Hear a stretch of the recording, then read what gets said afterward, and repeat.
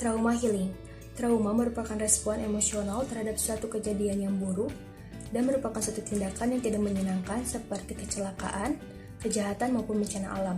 Trauma berhubungan dengan psikologi seseorang menurut Esther Giller dan Sidran Institute pada tahun 2018. Trauma pada dasarnya menurut Kamus Psikologis berarti sakit atau shock yang seringkali berupa fisik atau struktural maupun juga mental dalam bentuk shock emosi yang menghasilkan gangguan lebih kurang tentang ketahanan fungsi-fungsi mental menurut Drever tahun 1988. Sedangkan healing menurut bahasa memiliki arti penyembuhan menurut Shadili pada tahun 1992. Di sini ada dampak dari gangguan trauma healing pada anak. Gangguan trauma pasca stres atau yang dikenal juga sebagai Post Traumatic Stress Disorder atau PTSD adalah sebuah kondisi gangguan kesehatan mental akibat peristiwa yang mengerikan seperti kecelakaan, perang, ataupun kejadian bencana alam seperti gempa bumi, tsunami, longsor, dan lainnya. Dampak dari gangguan trauma itu sendiri tentu bervariasi dari yang ringan sampai yang berat. Berikut beberapa dampak yang dapat ditimbulkan dari gangguan trauma pada anak, diantaranya yaitu: yang pertama, selalu merasa cemas dan sangat mengganggu. Yang kedua, terbayang-bayang dengan peristiwa bencana. Yang ketiga, mimpi buruk yang menyebabkan kesulitan tidur. Dan yang terakhir, kondisi fisik penderita menjadi siaga ketika mereka mengingat ataupun memikirkan trauma yang dialaminya. Teknik-teknik untuk memulihkan trauma healing pada fisik anak, yaitu pemulihan dari trauma pada anak pasca gempa membutuhkan waktu yang cukup lama atau tidaknya proses trauma healing tersebut tergantung dengan individu ia sendiri. Di sini juga terdapat 4 teknik yang dapat digunakan untuk mengatasi trauma pada anak, yaitu yang pertama ada teknik relaksasi. Teknik relaksasi ini dapat membantu anak-anak lebih rileks lagi dan juga lebih nyaman dengan tubuh dan jiwa mereka. Teknik ini juga dilakukan dengan beberapa cara, yaitu yang pertama ada berdoa dan juga bersolawat. Mengapa berdoa dan bersolawat? Karena dengan cara kita berdoa dan juga bersolawat dapat memberikan efek yang tenang bagi hati kita. Maka ajaklah anak-anak tersebut untuk selalu berdoa dan juga bersolawat. Lalu yang kedua ada menyanyikan lagu. Yang ketiga ada imajinasi dengan awan. Ajaklah anak-anak tersebut untuk keluar ruangan atau pergi ke lapangan, lalu ajaklah anak-anak tersebut untuk tiduran atau berbaring, lalu suruh mereka untuk melihat awan yang ada di langit.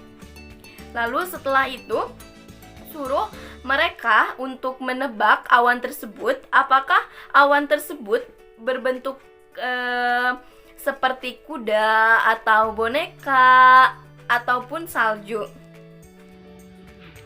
Teknik rekreasional. Pada dasarnya, kegiatan rekreasional adalah segala aktivitas yang menyenangkan dan mampu mengembangkan aspek fisik, pikiran, sosial, dan emosional anak sehingga meningkatkan resiliensi anak. Tujuannya yaitu untuk memenuhi kebutuhan psikososial anak yang dapat disebut sebagai kegiatan dukungan psikososial.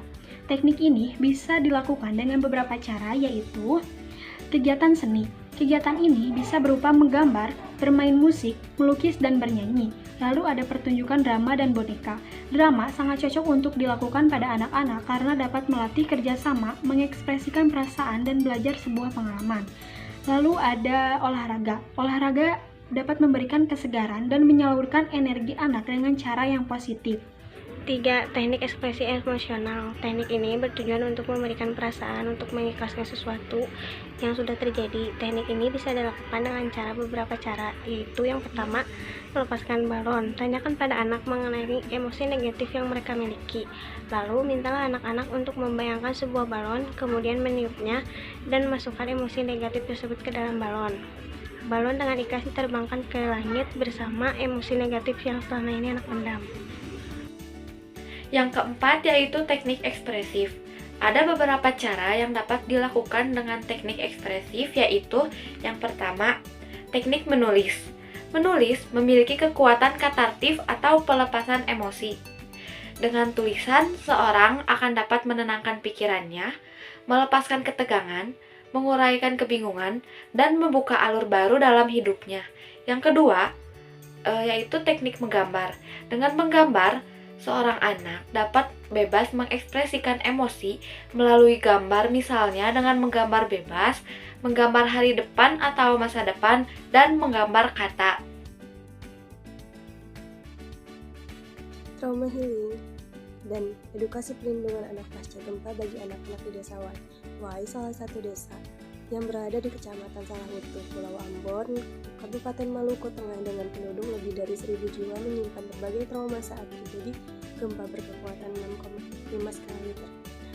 Gempa dengan kekuatan 6,5 skala Richter pada tanggal 26 September 2019 menghantam Provinsi Maluku dengan pusat gempa berjarak 4,2 km timur laut kota Ambon, Maluku dengan kedalaman 10 km.